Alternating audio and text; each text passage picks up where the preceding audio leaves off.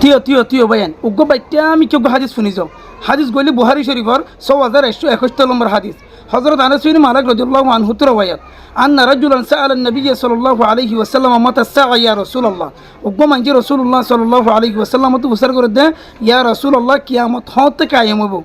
এমত রাসূলুল্লাহ সাল্লাল্লাহু আলাইহি ওয়াসাল্লাম হদে মা আ'দাত লাহা তুই হদে কিয়ামত আল্লাহ বলির কি তৈয়ার করছো قال ما أعددت لها من كثير صلاة ولا صوم ولا صدقة মানুষ বিয়ে হদে ইয়া রাসূলুল্লাহ হদে কিয়ামত আল্লাহ বলির বেশ নফলিয়া নামাজ হতো তৈয়ার করি না পারি বেশ নফলিয়া রোজায়ে তৈয়ার করি না পারি বেশ সদকা হায়রাত তৈয়ার করি না পারি ওয়ালাকিন্নী উহিব্বুল্লাহ ওয়া রাসূলুহু কিন্তু হদে আতুন আল্লাহ আল্লাহ রাসূলের মহব্বত কদিয়ান আছে এমত রাসূলুল্লাহ সাল্লাল্লাহু আলাইহি ওয়াসাল্লাম হদে আনতা মা মান আহবাবতা হদে তুই কিয়ামতের মাঝে অমাঞ্চর হুয়া রইবা তুই দুনিয়ার মাঝে যার হদে মহব্বত করতে তাহলে অবায়ানস আর যদি আর দুনিয়ার মাঝে নবীর যদি মহব্বত করে দিলে খালি কিয়ামতের মাঝে